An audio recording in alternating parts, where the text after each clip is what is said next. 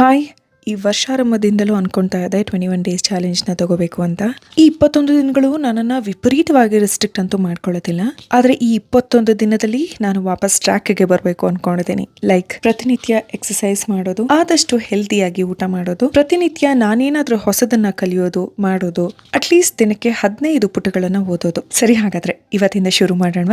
A slice of my day just for you, day 1. Yes, ಇದೊಂದು simple hack. ಸುಮಾರು ಜನ ಕೂಡ ಮಾಡ್ತಿರ್ತೀರ. ಯಾವುದೇ ಹಣ್ಣು ತರಕಾರಿ ಸೊಪ್ಪುಗಳನ್ನ ಕನ್ಸ್ಯೂಮ್ ಮಾಡೋದಕ್ಕಿಂತ ಮುಂಚೆ ಒಂದು ಚಮಚದಷ್ಟು ಉಪ್ಪನ್ನ ಹಾಕಿ ಒಂದು 15ರಿಂದ 20 ನಿಮಿಷ ಬಿಟ್ಟು ಅದನ್ನ ಮತ್ತೆ ವಾಶ್ ಮಾಡಿ ತಿನ್ನೋದ್ರಿಂದ ಅದರಲ್ಲಿರುವ ಕೀಟಾಣುಗಳು, ರಾಸಾಯನಿಕಗಳು ತಕ್ಕ ಮಟ್ಟಿಗೆ ಹೋಗುತ್ತೆ ಅಂತ. ಇನ್ನು ಪುಟ್ಪುಟಾಣಿ ದೋಸೆ, ಪುಟ್ಪುಟಾಣಿ ಇಡ್ಲಿ ತುಂಬಾನೇ ಇಷ್ಟ ಆಗುತ್ತೆ. ಅದರಲ್ಲೂ ಚಿಕ್ಕ ಹುಡುಗರಿದ್ದಾಗ ನಮಗೂ ಸಿಕ್ಕಾಪಟ್ಟೆ ಇಷ್ಟ ಆಗ್ತಿತ್ತು. ಸೊ ಜೇನುಗೆ ಇವತ್ತು ಈ ರೀತಿಯಾಗಿ ದೋಸೆ ಮಾಡಿಕೊಟ್ಟೆ. ಇನ್ನು ನಾನು ಏನೇ ಕೆಲಸ ಮಾಡಿದ್ರು ಜೇನು ಪಕ್ಕದಲ್ಲೇ ಇರ್ತಾರೆ, ಅವರು ಇನ್ವಾಲ್ವ್ ಆಗ್ತಾರೆ.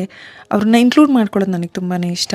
ಆದಷ್ಟು ಎಷ್ಟಾಗುತ್ತೋ ಅಷ್ಟು ಪುಟ್ಟ ವಯಸ್ಸಲ್ಲಿ ಎಲ್ಲ ಥರದ ಕೆಲಸಗಳನ್ನು ನೋಡಿ ಬೆಳಿಬೇಕು ಅನ್ನೋದು ನನ್ನ ಆಸೆ.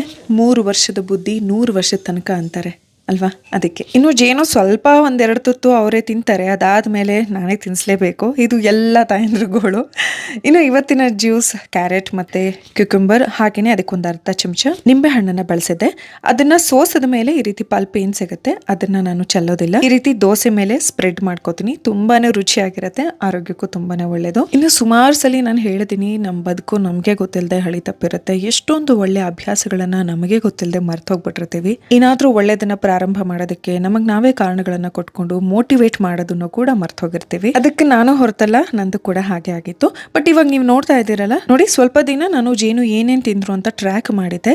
ಯಾಕೆ ಅಂತ ನಾನು ಖಂಡಿತ ಮುಂದಿನ ಬ್ಲಾಗ್ ಅಲ್ಲಿ ಹೇಳ್ತೀನಿ. ಆಲ್ಸೋ 21 ದಿನಗಳ ನನ್ನ ಕೆಲವೊಂದು ದಿನದ ಅಭ್ಯಾಸಗಳ ಬಗ್ಗೆ ಟ್ರ್ಯಾಕ್ ಕೂಡ ಇಡೋಣ ಅಂತ ಅನ್ಕೊಂಡಿದ್ದೀನಿ. ಇನ್ನು ನನ್ನ ಬಲಗಾಲಿಗೆ ಸ್ವಲ್ಪ ತೊಂದರೆ ಆಗಿ ತುಂಬಾ ದಿನ ನಾನು ಎಕ್ಸಸೈಸ್ ಏನು ಮಾಡೇ ಇರಲಿಲ್ಲ. ಈಗಲೂ ಕೂಡ ನಾನು ತೀರಾ ಪ್ರೆಷರ್ ಹಾಕೋ ಹಾಗಿಲ್ಲ. ಹಾಗಾಗಿ ಜಸ್ಟ್ ಲೂಸಿಂಗ್ ಎಕ್ಸಸೈಸ್ ಹಾಗೆಯೇ ವಾಕ್ ಮಾಡಿದೆ. ಸ್ವಲ್ಪ ಹೊತ್ತು ಯೋಗ ಮಾಡಿ ಮನೆಗೆ ಬಂದು ಇವತ್ತಿನ 15 ಪುಟಗಳನ್ನು ಮುಗಿಸ್ದೆ. It's a beautiful book. ಅದ್ರ ಬಗ್ಗೆ ಕೂಡ ನಾನು ಮುಂದಿನ ದಿನಗಳಲ್ಲಿ ಮಾಹಿತಿ ಕೊಡ್ತೀನಿ. ಊಟ ಆದ್ಮೇಲೆ ಚಾಕ್ಲೇಟ್ಗೆ ಊಟ ಮಾಡಿಸಿದೆ. ಸುಮಾರು ವಿಷಯಗಳನ್ನ ಶೂಟ್ ಮಾಡೋದನ್ನ ಮರ್ತೋದೆ. ಎನಿಹೌ, ಇವತ್ತಿನ ನನ್ನ ದಿನ ಹೀಗಿತ್ತು. ನಾಳೆ ಭೇಟಿಯಾಗೋಣ.